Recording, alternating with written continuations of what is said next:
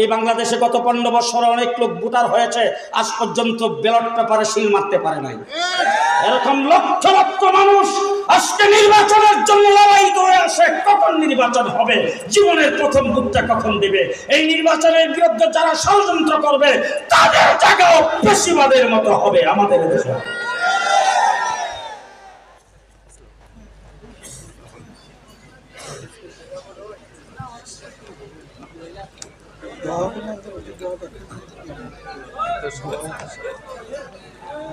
Mic তো ঘোষণা দিয়েছেন সমস্ত দোয়া صلي على محمد وعلى آل محمد كما صليت على إبراهيم وعلى آل إبراهيم إنك حميد مجيد اللهم بارك على محمد وعلى آل محمد كما باركت على إبراهيم وعلى آل إبراهيم إنك حميد مجيد إن الحمد لله نحمد الله تعالى ونصلي على رسوله الكريم أما بعد فأعوذ بالله من الشيطان الرجيم بسم الله الرحمن الرحيم ولا تهنوا ولا تحزنوا وأنتم الأعلون إن كنتم مؤمنين وقال تعالى إن تنصروا الله ينصركم ويثبت أقدامكم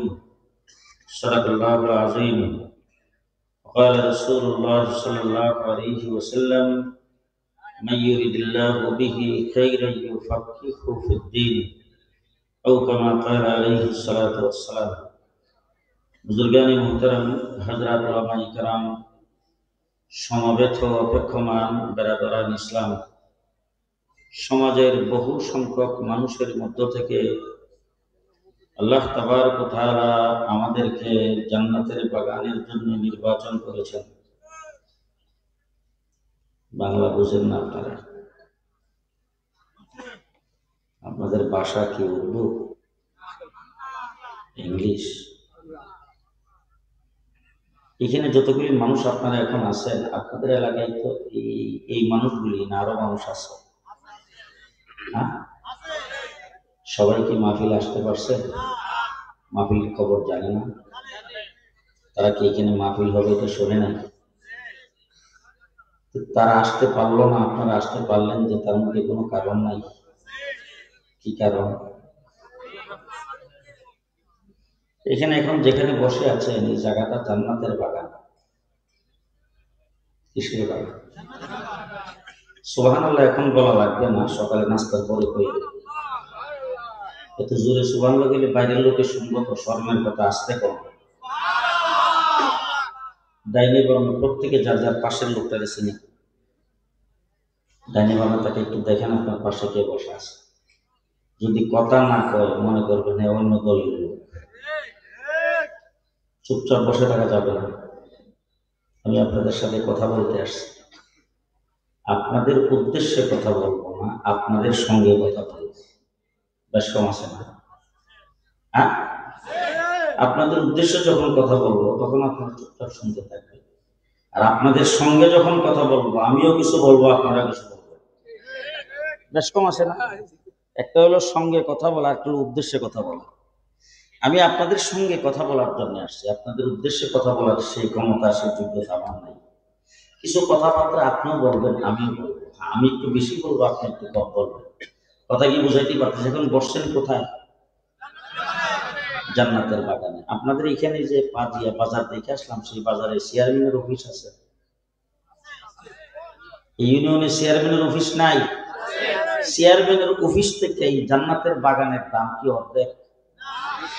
হ্যাঁ, বাংলাদেশের বঙ্গভবনের মতো 4/1 জান্নাতের বাগানের দাম কত? হ্যাঁ, বঙ্গভবন থেকে কিছু বেশি, গণভবন থেকে তো বেশি। কি কর বেশি দাম? যে কথা বলেন না কেন? ঢাকার সংসদ ভবন থেকে জান্নাতের বাগানের দাম বেশি না কম? বেশি। আপনি এখন ইচ্ছা করলে সংসদ ভবনে যাইতে পারবেন, কালকে যাইতে পারবেন তো? পরশুদিন যাইতে হলে কি লাগবে? হ্যাঁ, আলাদা ফাঁস লাগবে, তারপরে যাইতে পারবেন। কথা কি বুঝাইতে পারতেছি? তাইলে বাংলাদেশের মানুষের বানানো কোন একটা দামি জায়গায় যাইতে আলাদা পাস লাগে, আলাদা টিকিট লাগে, আলাদা কার্ড লাগে। জান্নাতের বাগানে আসতেও কার্ড লাগে। আপনি যাবেন বঙ্গভবনে, সেখানে কার্ড দিবে প্রেসিডেন্টের ফার্স্ট সেক্রেটারি, জান্নাতের বাগানের কার্ড দিবে স্বয়ং আল্লাহ। এখানে আসছেন, কার্ড দিচ্ছেন কে? এই মাহফিল উপলক্ষে আশেপাশে কোনো বাজার আছে? সেখানে কোনো মানুষ নাই তো। আচ্ছা বলেন তো দেখি, মানুষগুলি কি উদ্দেশ্যে এখানে আসছে? এখন রাত্রে বাজে 11টা, 11:15। এই সময়ে কি আশেপাশের কোন লোকজন এখানে এসে ঘোরাফেরা করার কথা? তাহলে এখানে তারা কি উপলক্ষে আসছে? মাহফিল উপলক্ষে আসছে। কিন্তু মাহফিলে না এসে গেছে কই? বাজারে। আপনি দেখেন বঙ্গভবনে অনেক ধরনের প্রোগ্রাম হয়, সেই প্রোগ্রামের মধ্যে মধ্যে আমরাও দাওয়াত পাই। দাওয়াত পাই যখন যাই, তখন গেটে যাওয়ার পরে আইসা সর্বপ্রথম জিজ্ঞেস করে কার্ড আছে। আমি যখন আমার কার্ডটা দেখাই, তখন বলে আপনার সাথে যে বসা তারা কারা? বলে আপনার খাদেম, আমার ছেলে, আমার নাতি। বলে তাদেরকে নামাই দেন, কার্ড ছাড়া ভিতরে ঢোকা যাবে না। বঙ্গভবনের গেটে কার্ড চেকিং করছে পুলিশ, আর এখানে গেটে কার্ড চেকিং করার জন্য দাঁড়াইছে আল্লাহ পাকের নূরের তৈরি ফেরেশতা। তো ফেরেশতাদের কার্ড চেকিং এ যারা ধরা পড়ছে, তারা কই গেছে? কোথায় গেছে? তারা গেছে বাজারে। আর আপনাদের কাছে কার্ড ফেরেশতারা পাইছে ঢুকতে দিছে। কথা বুঝেই না। কথা কি বুঝতেছেন? এখানে আসাতে খুশি না বেজার? বসছেন কোথায়? কোথায় বসছেন? জান্নাতের বাগানে। যাবেন প্রেসিডেন্টের সঙ্গে সাক্ষাৎ করতে, যাবেন প্রধানমন্ত্রীর সাথে সাক্ষাৎ করতে, যাবেন স্বরাষ্ট্রমন্ত্রীর সাথে সাক্ষাৎ করতে। সেখানে যাই যদি আপনি 10 মিনিট সময় কাটাইতে পারেন, 20 মিনিট সময় কাটাইতে পারেন, আধা ঘন্টা সময় কাটাইতে পারেন, সে আইসা গল্প করে, ওরে বাবা সাংঘাতিক ইজ্জত করছে, সাংঘাতিক সম্মান দিছে, প্রধানমন্ত্রীর সঙ্গে সাক্ষাৎ করতে গেছি, আমাকে আধা ঘন্টা সময় দিয়ে দিছে, আমাকে 1 ঘন্টা সময় দিয়ে দিছে, আমাকে 20 মিনিট সময় দিছে। আরে বেটা 2 মিনিট সময় পাওয়া তো সাংঘাতিক কথা। আর বৈশের জান্নাতের বাগানে, এই বাগানটার চতুর্দিকে ফেরেশতারা বেষ্টনী দিয়ে রেখেছেন। আর আল্লাহ পাক আপনাদের সম্পর্কে ফেরেশতাদের মধ্যে যে কথাবার্তা বলতেছেন, এই বাগানে বসাটার দাম এত বেশি, একটা মুহূর্তের মূল্য হইল সুলাইমান আলাইহিস সালামের তখ্তের চাইতে বেশি। সুলাইমান আলাইহিস সালামের তখ্তের যে দাম, আপনারা এখানে বসছেন যে একটা মুহূর্তের দামের চাইতে বেশি। খুশি না বেজার? জি, গভীর রাত্র পর্যন্ত এখানে বসে আছেন, আল্লাহ যেন এটাকে কবুল করে। সবাই বলেন আমিন। আজকে মাহফিল তো হলো মাদ্রাসার মাহফিল। কিসের মাহফিল? মাদ্রাসার মাহফিল। আপনাদের এই এলাকায় প্রাইমারি স্কুলে এরকম মাহফিল বছরে 2 বার করে, হাই স্কুলে করে 3 বার, কলেজে তো করি। যে আজ পর্যন্ত কেশবপুর কলেজে মাহফিল করছে কয়বার? ঘুমাইছেন? কথা বলেন না কেন? কেশবপুর কলেজে মাহফিল করে তো? কিন্ডারগার্টেন ওরা তো করে। জি, গোটা বাংলাদেশ, গোটা পৃথিবীর জাগতিক কোন শিক্ষা প্রতিষ্ঠান এই ধরনের কোন মাহফিল করে মানুষের চরিত্রের সংশোধন করে না। কি বলেন করে? আজ পর্যন্ত করছে কোনদিন? মাহফিল কারা করে? কোন মাদ্রাসা? কওমি মাদ্রাসা নুরানি মক্তব থেকে নিয়ে হাটাজারির জামিয়া পর্যন্ত বাৎসরিক মাহফিল করে। কথা বলেন ঠিক কিনা? এখন আপনাদের জিজ্ঞেস করলে যে উত্তরটা দিবেন সেটা আমি জানি। আপনারা হুজুর চাঁদা করার লেগে করে। এখন যদি আমি মুহতামিম সাহেব রেখে জিজ্ঞেস করি, মুহতামিম সাহেব প্যান্ডেল, মাইক, তারপর আমরা যে আসছি আমাদের যাতায়াত খরচ, হাদিয়া, এই সব কিছু মিলাইয়া আপনার যে খরচ হয়েছে এই খরচের কয় ভাগ উঠছে আজকের মাহফিলের চান্দায়? আমি আমার মাদ্রাসার মাহফিল করি, 10 ভাগের 1 ভাগ উঠে না। কি এখন যদি আপনাদের সবাইকে যদি হাত দেয় বলি যে প্রত্যেকে পকেটে হাত দেন, যার পকেটে যা আছে সবকিছু দিয়ে দেন, পুরা পকেট যাইরা যে টাকা দিবেন, স্টেজ যাইনা গনার পরে দেখা যাবে লাখে লাখে সৈন্য মারে কাতারে কাতার, গনিয়া বাঁচিয়ে দেখি মাত্র 3000। কি বলেন? এই তো ঘটনা নাকি? মাহফিল করে কি মাহফিল করে মাদ্রাসা? আচ্ছা বলেন তো, একটা জিনিস আপনাদেরকে জিজ্ঞেস করি, আপনাদের এলাকায় যে কিন্ডারগার্টেন আছে, ফজরের পরে ক্লাস হয় তো? ফজরের আগে হয়? মাগরিবের পরে তো হই। যে শেষ রাত্রে কথা আসতে পারে যে অল বাংলাদেশ অল পৃথিবীর যত শিক্ষা প্রতিষ্ঠান সবগুলো হলো পার্ট টাইম, ক্লাস টাইমে শুরু, ক্লাস টাইম শেষ, বিদায়। একমাত্র শুধুমাত্র কেবলমাত্র কওমি মাদ্রাসা রাত্র দিন 24 ঘন্টা উস্তাদ ছাত্রদের পেছনে মেহনত করে। ফজরের পরেও, মাগরিবের পরেও, ফজরের আগেও, এশার পরেও, রাত্রে ছাত্র খাইতে বসে, উস্তাদ সাইডে খাইতে বসে, আবার অনেক ছাত্ররা খাওয়াই দেয়, এরপরে ছাত্র ঘুমাইছে, উস্তাদও সাইডে ঘুমাইছে। কথা কয় না? শেষ রাত্রে উস্তাদও উঠছে, ছাত্র উঠছে। কথা বলে না? উজু ইস্তেঞ্জা করতে গেছে, সেখানে উস্তাদ যায় খাড়া, গোসল করতে গেছে, সেখানে উস্তাদ যায় খাড়া। আরে 24 ঘন্টা উস্তাদ ছাত্রদের পেছনে মেহনত করে মানুষকে মানুষ বানায় তোলে একমাত্র কওমি মাদ্রাসা। কোন মাদ্রাসা? 24 ঘন্টা যেখানে কোরআনের খেদমত করলো, এলেমের খেদমত করলো, মাদ্রাসার ছাত্রদের খেদমত করলো, 24 ঘন্টা খেদমত করে একটা ছাত্রকে হাফিজে কোরআন বানাইলো, তার 30 পারা কোরআন তার সিনার ভিতরে ঢুকাই দিল, তার উজু শিখাইলো, গোসল শিখাইলো, পাক পবিত্রতা শিখাইলো, হালাল হারাম শিখাইলো, নামাজের সুন্নত ওয়াজিব ফরজ শিখাইলো, যাবতীয় সবকিছু শিখাইলো, ব্যবহার শিখাইলো, আত্মীয়তার বন্ধন শিখাইলো, মা বাবার ইজ্জত শিখাইলো, ভাই বোনদের ইজ্জত আর সম্মান শিখাইলো, সবকিছু শেখায় তাকে মানুষ হিসাবে গড়ে তুলে তারপরে আল্লাহর ওলিতে পরিণত করে দিল, মুহাদ্দিস বানাইলো, মুফাসসির বানাইলো, মুফতি বানাইলো। এত খাটাখাটনির পরে এরপর আবার মাসুরিক মাহফিলটা যে করছে, কোনো খাটনি দিতে হয় নাই তো, কোনো মেহনত করতে হয় নাই তো। তাইলে এত কিছুর পরে যারা 24 ঘন্টা মাদ্রাসায় খাটাখাটনি করতেছে, আমি আপনাদেরকে কি দিয়ে বুঝাবো? আমার আসলে বুঝাইবার ভাষা নাই। আর আমি আসলে একটু ভয়ে ভয়ে আছি যে আমার কথা আপনারা বুঝতেছেন কিনা, আমার ভাষা বুঝতেছেন কিনা। কারণ আমি ঢাকার থেকে আসছি, আপনাদের যশোর, খুলনা এই এলাকার ভাষার একটু ব্যতিক্রম আছে, জানি না আপনারা বুঝতেছেন কিনা। তবে আমার কথাগুলি কয়েকটা কথা আগেই বলছে, দেখ বাবা, আমি ওয়াজ করি না, ওয়াজ আমার জানা নাই, ওয়াজ সম্পর্কে আমি কিছু জানি না, শুধু কিছু কয়েকটা কথা আপনাদের সামনে বলতে আসছি। আপনারা যদি আমার কথা বুঝে থাকেন তাহলে একটা একটা করে জবাব দিবেন।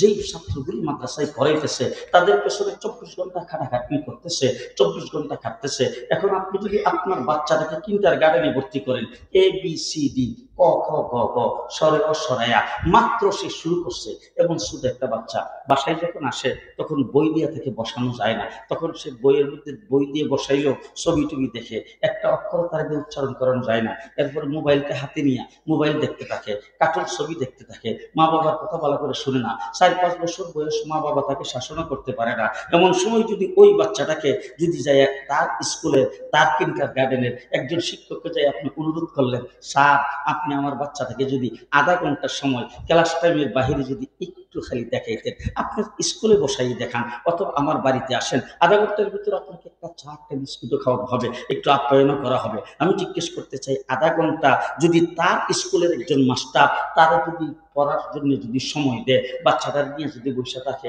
প্রাইভেট টিউশন ফি দরকার নাই?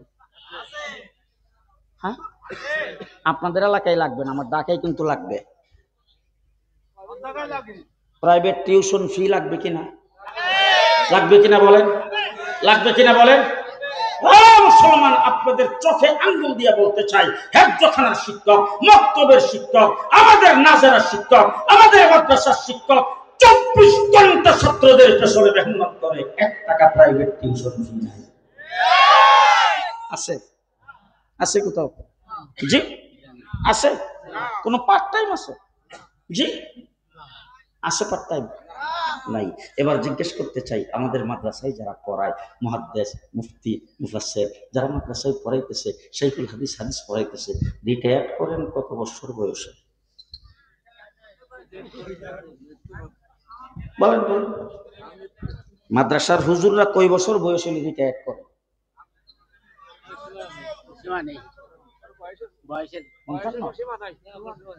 আমার শেখ ও মুর্শিদ আল্লামা আহমদ শফি রহমতুল্লাহি আলাইহি 103 বছর বয়সে মারা গেছে, রিটায়ার করছে কয় বছর?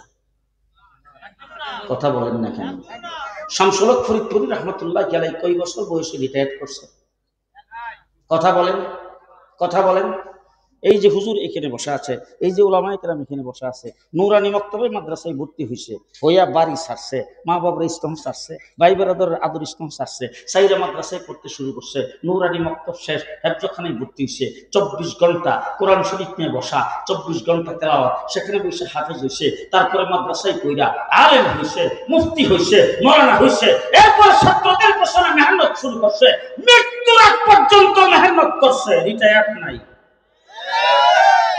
পেনশন আছে? পেনশন পেনশন নাই। এবার শেষ কথা আপনাদের সামনে, আমি জানি আগামীকাল সকালে আপনারা দোকানে পাটে শাস্ত্রলে বিভিন্ন জায়গায় বসে বলবেন রাত্রে 11টা 12টা পর্যন্ত বসাইতে রাখলে এইখানের নাম ওয়াজ, এইগুলি ওয়াজ, এইগুলি আপনারা কইবেন। আমি জানি আগামীতে দাওয়াত দিবেন না, দাওয়াত রাখার মতো সেই ব্যবস্থা আমার নাই, মেহরবানি করে দাওয়াত না দিলেই বাসি, দাওয়াত আর দিয়েন না, তবে কথাগুলি ভালো করে শুনে রাখেন। এদেশের ব্যারিস্টার, এদেশের ডাক্তার, এদেশের ইঞ্জিনিয়ার, যাদের পেছনে লক্ষ লক্ষ টাকা খরচ করে সরকারি ভাবে তাদেরকে তৈরি করা হয়, সেই মানুষটা কিছুদিন পরে রিটায়ার করে, রিটায়ার হয়ে যাচ্ছে, এখন পেনশন অবস্থায় আছেন, এরপর আবার মাসে মাসে ভাতা পাইতেছেন, তারপর তার কত ধরনের কত কিছু ব্যবস্থাপনা, এত সব কিছুর পরে লোকটা যখন ইন্তেকাল করে, আমরা পেপার পত্রিকায় দেখি, টেলিভিশনে দেখি, ঘোষণা করতেছে এমুক লিডার, এমুক মন্ত্রী, এমুক ব্যারিস্টার, এমুক ডাক্তার ইন্তেকাল করেছেন, তার লাশ সংসদ প্লাজায় রাখা হয়েছে নেতা কর্মীদের জন্য উন্মুক্ত করে। আগামীকাল সকাল 8টায় তার প্রথম জানাজা হবে সংসদ প্লাজায় মাঠে, দ্বিতীয় নম্বর জানাজা জোহরের পরে হবে বাইতুল মুকাররমে, তার গুণগ্রাহীরা সেখানে জানাজা পড়ে দিবেন। এরপরে তার লাশ হেলিকপ্টার যুগে অথবা অ্যাম্বুলেন্সে গ্রামের বাড়িতে নিয়ে যাওয়া হবে, আসরের পরে তার গ্রামের এলাকার লোকজন মিলে তার জানাজা করবে, তারপরে তাকে পারিবারিক কবরস্থানে দাফন করা হইবে। আপনারা যদি কোনো কথা বলেন, ঘুমাইছেন, কথা বলুন, ঘুম আসছে আপনাদের? কি বলেন আপনারা, বাস্তব করলাম না অবাস্তব? বাস্তব না অবাস্তব? তাইলে আপনি যখন ব্যারিস্টার, ডাক্তার, ইঞ্জিনিয়ার হয়েছেন, আপনাকে পারিবারিক কবরস্থানে দাফন করা হয়েছে, আর আমার মাদ্রাসার আলেম উলামায়ে কেরাম 24 ঘন্টা মানুষকে মানুষ বানাইবার কারিগরি করার পরে মৃত্যুর পরে লাশটাও মাদ্রাসা। শামসুল ফরিদপুরি কোথায় দাফন হয়েছে? হাফিজ হুজুর কোথায় দাফন হয়েছে? পীরজি হুজুর কোথায় দাফন হয়েছে? মুসলমান কি দিয়া বুঝাবো? হযরতে কাসেম নানতুবি রাহমাতুল্লাহি আলাইহি মাদ্রাসায় দাফন হয়েছে, মাহমুদুল হাসান দেওবন্দি মাদ্রাসায় দাফন হয়েছে, হুসাইন আহমদ মাদানী মাদ্রাসায় দাফন হয়েছে, আশরাফ আলী তানভী মাদ্রাসায় দাফন হয়েছে, হযরতে আনোয়ার শাহ কাশ্মীরি মাদ্রাসায় দাফন হয়েছে, মুফতি কাফায়েতুল্লাহ মাদ্রাসায় দাফন হয়েছে, আমার ভাইরা সাআদাতুল্লাহ বুখারী মাদ্রাসায় দাফন হয়েছে, আল্লাহ মাহমুদ শফি মাদ্রাসায় দাফন হয়েছে, নূর হোসেন কাসেমি মাদ্রাসায় দাফন হয়েছে, জুনায়েদ বাবনগরী মাদ্রাসায় দাফন হয়েছে। আজীবন ইলমের খেদমত করার পরে, মাদ্রাসার খেদমত করার পরে মৃত্যুর পরে তার লাশটাও মাদ্রাসায় দিয়ে দিয়েছে। আর একটা ডিপার্টমেন্ট বের করবেন, এরপর আমাদের দিকে এমনি মৌলবীরা কি দিল, মৌলবীরা কি দিল, হাই হাই হাই। এত মেহনত ছাত্রদের পেছনে করার পরে এই মাহফিলটা কেন করে? আজকের থেকে ভালো করে সবক মনে রাখবেন। মাহফিল করে এই জন্য, যারা মাদ্রাসায় ভর্তি হয়েছে, যেই ছাত্রদের পেছনে মেহনত করতেছে, যাদেরকে হাফেজ বানাইতেছে, যাদেরকে আলেম বানাইতেছে, যাদেরকে মানুষ বানাইতেছে, শুধু তাদেরকে মানুষ বানানো, তাদেরকে শুধু উজু গোসল শিক্ষা দেওয়া, তাদেরকে শুধু ইসলাম শিক্ষা দেওয়া, এটা একজন আলেমের দায়িত্ব শেষ নয়। আলেমের দায়িত্ব হলো নবীওয়ালা দায়িত্ব, নবীর দায়িত্ব হলো সর্বস্তরের মানুষকে দিন শিক্ষা দেওয়া, সর্বস্তরের মানুষকে দিন শিক্ষা দেওয়ার জন্য হলো আজকের মাহফিলের আয়োজন। দিন শিক্ষা দেওয়ার জন্য হলো আজকের মাহফিলের আয়োজন, ঠিক না? ঠিক। তাহলে সেই দিন শিক্ষা দেওয়ার জন্য আপনাদেরকে এখানে এনেছেন। এই মাদ্রাসা রাসূল সাল্লাল্লাহু আলাইহি ওয়াসাল্লাম যেই এলেম হুজুর আকরাম সাল্লাল্লাহু আলাইহি ওয়াসাল্লাম নিয়ে আসছেন, হুজুর আয়েশা দুনিয়াতে একটা ঘোষণা দিয়েছেন, ইন্নামা বুইস্তু মুআল্লিমা, আল্লাহ পাক আমাকে বিশ্ব জগতের মুআল্লিম বানিয়ে পাঠাইছে। আমার রাসূল মুআল্লিম, আমার রাসূল মুআল্লিম, শিক্ষক, শিক্ষক হিসেবে রাসূল আগমন করেছেন। হুজুর আকরাম সাল্লাল্লাহু আলাইহি ওয়াসাল্লাম চলে গেছেন, শিক্ষকতা সাহাবায়ে কেরাম করছেন, সাহাবায়ে কেরাম চলে গেছেন, ইমাম আজম আবু হানিফা করছেন, ইমাম আজম আবু হানিফা চলে গেছেন, ইমাম আহমদ ইবনে হাম্বল করছেন, ইমাম মালিক করছেন, ইমাম শাফি করছেন। এইভাবে আস্তে আস্তে শাহ ওলিউল্লাহ মুহাদ্দিস দেহলভী রাহমাতুল্লাহি আলাইহি ভারতবর্ষের সর্বপ্রথম হাদিসের দর্শ শুরু করেছেন। তার দর্শ যখন চলমান, তখন এই বাংলাদেশে ৮০,০০০ মাদ্রাসা ছিল। মাদ্রাসা আনাসে কানাসে গড়ে উঠছে, মাদ্রাসা গ্রামে গঞ্জে গড়ে উঠছে, ইসলামী ফেজা কায়েম হয়েছে। এরপরে ইংরেজরা এই দেশটাকে দখল করে মাদ্রাসাকে বোলডোজার দিয়ে ভেঙে চুরমার করে দিয়েছেন। একদিনে ১৪,০০০ আলেমকে ফাঁসির কাস্টে ঝুলাইয়েছেন। পরে ২০০ বছর পর্যন্ত ইংরেজের বিরুদ্ধে লড়াই করেছেন আলেম ওলামায়ে কেরাম। তাদের লড়াইয়ে ইংরেজ এই দেশ থেকে বিতাড়িত হয়েছে। দেশের জন্য রক্ত আমরা দিয়েছি, দেশের জন্য রক্ত আমরা দিয়েছি, জীবন আমরা দিয়েছি। ইংরেজের মতো এত বড় বিশাল পরাশক্তি আমাদের লাঠি ডান্ডার বাড়ি খেয়ে এই দেশ থেকে বিতাড়িত হয়েছে। এরপরে যখন আলিম উলামায়ে কেরামকে এইভাবে যখন নিধন করা শুরু করেছেন 1857 খ্রিস্টাব্দের পরে, যে যুদ্ধ হয়েছে আজাদ আন্দোলন, সেই যুদ্ধের সেনাপতি ছিলেন হযরতে কাসেম নানতুবি রাহমাতুল্লাহি আলাইহি। আমরা কাঠমোল্লা না, আমরা কাঠমোল্লা কাঠমোল্লা। এখন আমাদের দেখলেন স্যার মনে মনে খায়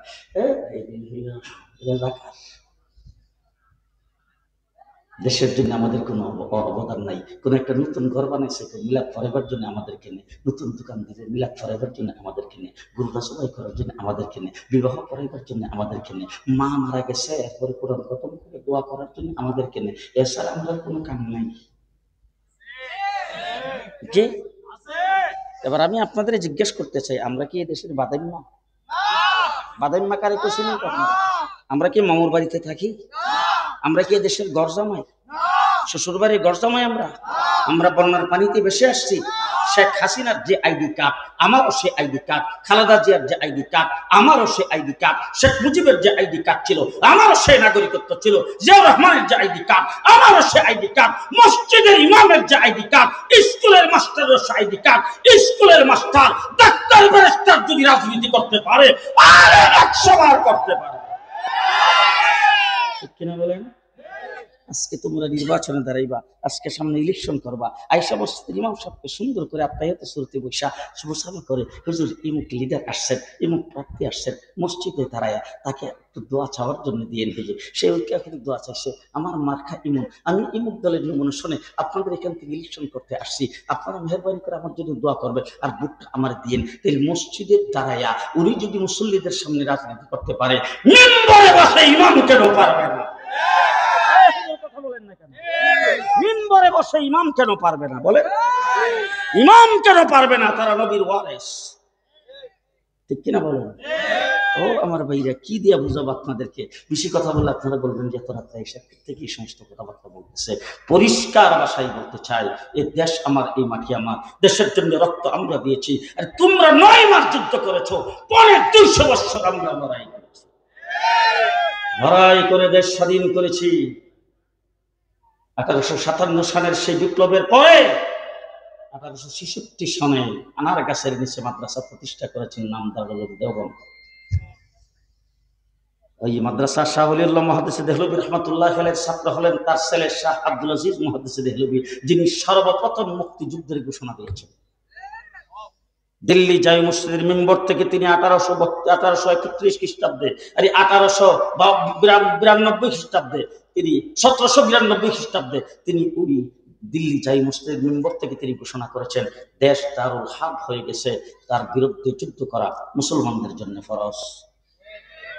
শাহ আব্দুল আজিজ মুহাদ্দিস দেহলভী রাহমাতুল্লাহি আলাইহির পরে তার শাগির্দ হলেন শাহ ইসহাক, শাহ ইসহাকের শাগির্দ হলেন শাহ আব্দুল গনি, শাহ আব্দুল গনির শাগির্দ হলেন কাসেম নানতুবি রাহমাতুল্লাহি আলাইহি, কাসেম নানতুবি রাহমাতুল্লাহি আলাইহির শাগির্দ হলেন হযরত মাহমুদুল হাসান দেওবন্দি রাহমাতুল্লাহি আলাইহি, মাহমুদুল হাসান দেওবন্দির শাগির্দ হলেন হুসাইন আহমদ মাদানী, আনোয়ার শাহ কাশ্মীরি, হযরত আশরাফ আলী তানবী, তাজওয়াল শাহ কাশ্মীরি আর হুসাইন আহমদ মাদানীর শাগির্দ হলেন আল্লামা আহমদ শফি, আর আনোয়ার শাহ কাশ্মীরির শাগির্দ হলেন হযরত হাফিজ হুজুর রাহমাতুল্লাহি আলাইহি, হযরত মাওলানা মুফতি কাফায়েতুল্লাহ রাহমাতুল্লাহি আলাইহি। এই সমস্ত সাজারা অনুযায়ী আমাদের মধ্যে এলেম আসছে, আমরা লেস কাটা না, আমাদের সম্পর্ক মদিনার রওজার সাথে। এই মাদ্রাসাটাকে খুব ছোট মনে করবেন, এটার ঘর দরজা ছোট, এটার বাচ্চাদের ভালো জামা কাপড় নাই, এটার সুনির্দিষ্ট কোনো পোশাক নাই, সুনির্দিষ্ট কোনো আইডি কার্ড নাই, কত স্বাচ্ছন্দ্য স্কুলের কত রকমের পোশাক, কত রকমের জুতা, কত কিছু পইরা তারা সেখানে চলাফেরা করে। আর আমাদের বাঙ্গা চাটাইয়ের মধ্যে বসে পড়ে। আর এই বাঙ্গা চাটাইয়ের মধ্যে বসে পড়ে যাদের মাথায় পাগড়ি পরাইলাম তাদের সিনার ভিতরে 30 পারা কোরআন। তোমার সিনার ভিতরে অ্যাডভোকেট গিরি আছে, তোমার সিনার ভিতরে আছে ব্যারিস্টার গিরি, তোমার সিনার ভিতরে আছে প্রফেসর গিরি, সবগুলো হইল 9 আর 6। জি, আরে 30 পারা কোরআন যদি জানতে পারে তোমাদের 9 আর 6 জানতে কি বলেন আপনারা? আমরা পারি না? বাটপারি শিক্ষা আমরা কম পারি? আমাদেরও 2টা হাত, আমাদেরও হাতের মধ্যে 5টা আঙ্গুল। কথা বলেন। মুসলমান, দারুল উলুম দেওবন্দ মাদ্রাসা প্রতিষ্ঠা হয়েছে, সেখান থেকে মাদ্রাসার জাল বিস্তার হয়েছে। আজকে ভারতবর্ষ থেকে ইংরেজ যখন বিতাড়িত হয়েছে তখন আমরা হয়েছি পাকিস্তান। আমরা কি হয়েছি? পাকিস্তান। এবার আপনাদের পাশেই একটা জায়গার নাম আছে কলিকাতা, হিন্দুস্তান। আপনারা বলেন তো, বাকি আমি তো বেশি জানি না, কারণ আমি তো দূরের মানুষ, আপনারা হইলেন কলিকাতার কাছে। আপনারা বলেন তো কলিকাতার ভাষা কি? দুঃখ এই জায়গায় সবাই কথা কয় না। কলিকাতার ভাষা বাংলা। তারা লোকগুলি জাতে কি? বাঙালি। তারা জাতে বাঙালি, ভাষা আমরা জাতে ভাষা। তাহলে তারাও বাঙালি, আমরাও বাঙালি, তাদের ভাষাও বাংলা, আমাদের ভাষাও বাংলা। কিন্তু 47 যখন দেশ স্বাধীন হয় তখন আমরা কেন হইলাম পাকিস্তান, তারা কেন হইল হিন্দুস্তান? বলেন বলেন, এই প্রশ্নের উত্তর দিবেন, এরপরে বাকি শেষ। একই ভাষাভাষী, একই জাতি বাঙালি, আমরা কেন হিন্দুস্তান পাকিস্তান হইলাম, এরা কেন হিন্দুস্তান হইল বলেন? আমরা মুসলিম জাতি হওয়ার কারণে আমরা হয়েছি পাকিস্তান। তাইলে আমাদের প্রথম পরিচয় আমরা মুসলমান। ওই খারুরিসি ভিআইপি কথা কয় না, আমাদের প্রথম পরিচয় আস্তে, আমার প্রথম পরিচয় আওয়ামী লীগ নয়, আমার প্রথম পরিচয় বিএনপি নয়, আমার প্রথম পরিচয় আমি মুসলমান। হাত উঁচু করে বলেন, আমার প্রথম পরিচয়। আরো আস্তে, আরো আস্তে, আরো আস্তে। আমার প্রথম পরিচয় আমি একজন মুসলমান। এবার জিজ্ঞেস করতেছে কথাটা কতক্ষণ বলতে পারবেন? কতক্ষণ পারবেন? ষড়যন্ত্র শুরু হয়েছে। ৫ বৎসর যারা আমাদেরকে শোষণ করেছেন, সেই পরাজিত শক্তি আমাদের পার্শ্ববর্তী রাষ্ট্রে বসে ষড়যন্ত্র শুরু করেছে। আমরা এখন খুব সুন্দর, আমার আগে একজন বয়ান করেছে, এই সমস্ত হুজুররা ওনাদেরকে যদি খাড়া করে দিয়ে ওনারা উঠতেছে বক্তৃতা দিবেন, আমারই দেশ খান জাহান আলীর দেশ, আমারই দেশ শাহজালালের দেশ, আমারই দেশ শামসুল হক ফরিদপুরের দেশ, আমার দেশের মাটির নিচে ওলি আব্দুল গাউস কুতুব শুয়ে আছে, আমার লগে আবার লাগে কেদারি। বক্তৃতা খুব সুন্দর না? এখন আমি আপনাদের জিজ্ঞেস করতে চাই, ফিলিস্তিন কার দেশ? মুসলমানের দেশ। ফিলিস্তিন নবীদের দেশ। ফিলিস্তিনের জমিনে ৭০,০০০ নবী জন্মগ্রহণ করেছে। আমার দেশের মাটিতে শামসুল হক ফরিদপুরি জন্মগ্রহণ করেছেন, হাফিজ হুজুর জন্মগ্রহণ করেছেন, আমার দেশে হিজরতের শাহজালাল আসছেন, খান জাহান আলী আসছেন, আর ফিলিস্তিনের ৭০,০০০ নবী মায়ে জন্ম দিয়েছেন। আমার দেশের মাটির নিচে ওলি আব্দুল গাউস কুতুব শুয়ে আছে, আলিম উলামায়ে কেরাম শুয়ে আছে, ফিলিস্তিনের মাটির নিচে হাজার হাজার নবী রাসূল শুয়ে আছে। সেই জায়গার অবস্থা যদি এই হয়, আমাদের অবস্থাটা কি? আল্লাহ না করুক, বলেন আল্লাহ না করুক, আল্লাহ না করুক, এমন কোন পরিস্থিতি আমাদের যদি কোনো সময় চলে আসে, দেশটা যেহেতু একটা রাষ্ট্রের পেটের ভিতরে, আমাদের বিরুদ্ধে যারা ষড়যন্ত্র করে, আমাদের দেশ থেকে যে ভাইগে গেছে, পৃথিবীর কোন রাষ্ট্রকে তাকে জায়গা দেয় নাই, তাকে যারা জায়গা দিয়ে দেশের বিরুদ্ধে ষড়যন্ত্র করার সুযোগ দিয়েছে, এমন কোন অবস্থা যদি আমাদের উপর সৃষ্টি হয়, আমরা যদি কাবু হয়ে যাই, আমরা যদি পরাধীন হয়ে যাই, আর আপনি আমার বুকের সামনে রাইফেলের আর বন্দুকের গুলি তাক করে যদি বলে এই মুহূর্তে ইসলাম ছাড়তে হবে, ওই মুহূর্তে কি দাঁড়ায়া বুক টান করে বলতে পারবেন আমি একজন মুসলমান? কেউ ইসলাম দেব না। কে পারবেন? কে পারবেন? কে পারবেন? কে পারবেন?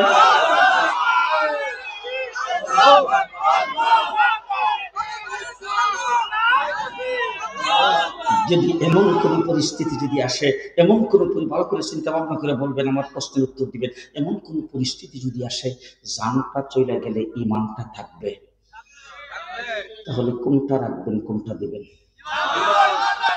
জি জি, জীবন দিয়ে দেব ঈমান, এটারে বেশি কথা কয় না। জীবন দিয়ে দেব ঈমান, কেল্লা কাটায় দেব ইসলাম দেব না। তার কারণ হলো আমার প্রথম পরিচয় হলো, আমার প্রথম পরিচয়। দ্বিতীয় কথা, এখানে শিক্ষিত সমাজ, বুজুর্গানে দুল্লামায়ে কেরাম আছেন, আপনারা মাইন্ড করবেন না কেউ। আপনাদের এলাকায় অনেক লোকজন আছে আওয়ামী লীগ করতো, এখন প্রকাশ্যে না বললো আওয়ামী লীগ করে। অনেক লোকজন আছে বিএনপি করে, বাপও বিএনপি করতো, দাদাও জিয়া রহমানের আমলে বিএনপি করছে, কথা কয় না। হ্যাঁ, এখন ছাত্র দল করে, যুব দল করে, আছেন। ও যুবক, খারাপ মনে করবা না, সন্দেহ করবা না, সমালোচনা করবা না, আমাদেরকে খারাপ মনে করো না। তোমাদের চোখে আঙ্গুল দিয়ে বলতে চাই, তোমার দাদা বিএনপি করতো, তোমার বাপ বিএনপি করতো, তুমি এখন ছাত্রদল যুবদল করো, তোমার বিএনপির স্লোগান হলো জিন্দাবাদ। তোমার দাদা আওয়ামী লীগ করতো, তোমার বাবা আওয়ামী লীগ করতো, তুমি এখন ছাত্রলীগ যুবলীগ করো, তোমার স্লোগান হলো জয় বাংলা। কিন্তু খোদার কসম করে বলে যাচ্ছি, তুমি মুসলিম পরিবারে জন্মগ্রহণ করার কারণে তোমার কানে আওয়ামী লীগ হইলেও জয় বাংলা বলা হয় নাই, বিএনপি হইলেও জিন্দাবাদ বলা হয় নাই। জন্মের পরে ডাইন কানে আজান আর বাম কানে কাবাব দেওয়া হয়েছে। কি বলেন? এটা আমার প্রথম পরিচয়। আস্তে আমার জীবনের সর্বপ্রথম উদ্বোধন করা হয়েছে আল্লাহ নামের আওয়াজ দিয়ে। ঠিক কিনা বলেন? ঠিক কিনা বলেন? সুতরাং আমার ভাইরা, আমরা মুসলমান, সেই মুসলমানিত্ব টিকায় রাখার জন্য আজকে পদে পদে রাত্র দিন 24 ঘন্টা জিহাদ করে যাচ্ছেন, রাত্র দিন 24 ঘন্টা মেহনত করে যাচ্ছেন কওমি দেওবন্দি উলামা। ঠিক কিনা বলেন? মসজিদে তালিম করে কারা? সাপ্তাহিক গাস্ত করে কারা? কওমি দেওবন্দিরা, কওমি দেওবন্দিদের সমর্থকেরা। সাপ্তাহিক গাস্ত করে তারা, তালিম করে তারা, রোজানা তালিম করে তারা, তাবলীগ জামাত পরিচালনা করে তারা, কওমি মাদ্রাসা পরিচালনা করে তারা। শহীদ দিন টিকায় রাখার জন্য, নবীর সুন্নতকে সমাজের প্রত্যেকটা ঘরে ঘরে পৌঁছে দেওয়ার জন্য কওমি মাদ্রাসাগুলি কাজ করে। এবার শেষ কথা আপনাদের সামনে, প্রতি বছর বাংলাদেশ স্বাধীন হয়েছে আজকে কয় বছর? 54 বছর। 54 বছরের ভিতরে যত বাজেট হয়েছে, প্রত্যেক বাজেটে বোধ হয় 500-700 কোটি টাকা কওমি মাদ্রাসার জন্য বাজেট। অন্তর্বর্তীকালীন সরকার তো করছে যে 1 টাকা কোনো বাজেট, জি 1 টাকা কোনো বাজেট নাই। হাটহাজারী মাদ্রাসার প্রতি মাসে কোটি কোটি টাকা খরচ, এটা আপনাদের পকেট থেকে যায়, 1 টাকা কোনো বাজেট নাই। দেওবন্দ মাদ্রাসার কোটি কোটি টাকা খরচ, 1 টাকা কোনো বাজেট নাই। সরকারি বাজেটটা নিয়ে জনগণের পয়সায় যেটা পরিচালিত হয়, সেটার নাম কওমি মাদ্রাসা। সেটার নাম কি? সেটার নাম ঘুমাই গেছে, কওমি মাদ্রাসা। শেষ কথা আপনাদের সামনে, আমরা এই টেবিলের নিচ দিয়া কোনো কাম করি না, সুবে সাবে কোনো কাম আমরা কি করি, সুফে সাবে কোনো কাম আমরা করি।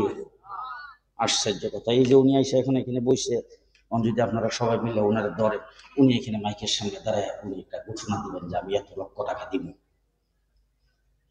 প্রকাশ্যে না গোপনে? প্রকাশ্যে উনি ঘোষণা দিচ্ছেন, প্রকাশ্যে দিবেন, প্রকাশ্যে রসিদ কাটবেন, প্রকাশ্যে আগামী বছর মাহফিলে হিসাব দিবেন প্রকাশ্যে। কথা কয় ঠিক কিনা? আচ্ছা বলেন তো দেখি, ফার্মের মুরগির ডিম বড় না গ্রামের মুরগির ডিম বড়? ফার্মেরটা বড়। তো গ্রামের মুরগি যে ডিম পারে, ছোট্ট একটা মুরগি, ছোট্ট মুরগি শুধু ডিম পারে, ডিম ব্যবসায়ীরা চুপ করে বসে থাকে, কখন কখন কখন, কি কারণটা কি? ছোট্ট একটা ডিম পাইরা মহল্লাবাসীকে শোনাই যে আমি একটা কাম করছি।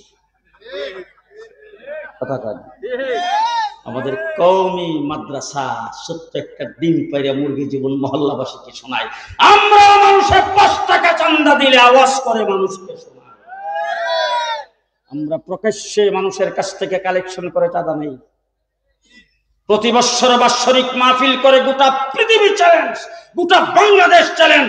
কোন শিক্ষা প্রতিষ্ঠান জনগণের সামনে এইভাবে হিসাব দেয় না, আমরা যেভাবে হিসাব দেই। প্রতি বছর বাৎসরিক মাহফিল করে প্রকাশ্যে মানুষের সামনে আমরা এই হিসাব দেই। এই কওমি মাদ্রাসার প্রতি আপনাদের সংযোগ আছে তো? এই মাদ্রাসার দিকে আপনারা খেয়াল রাখবেন তো? যে এই মাদ্রাসার আলেম ওলামায়ে কেরামের সাথে আছেন তো? আমরা আলেমদের সাথে থাকতে চাই। 3 জনে কইছে, এই 25 জন সবাই থাকতে চান? শেষ কথা আপনাদের সামনে বলে যাচ্ছি, বিলাতি ইসলাম বাংলাদেশে কায়েম হবে না। মডার্ন আর আধুনিক ইসলাম বাংলাদেশে কায়েম হবে না। কোন মানুষের চিন্তা ভাবনার ইসলাম বাংলার বাড়িতে কায়েম হবে না। বাংলা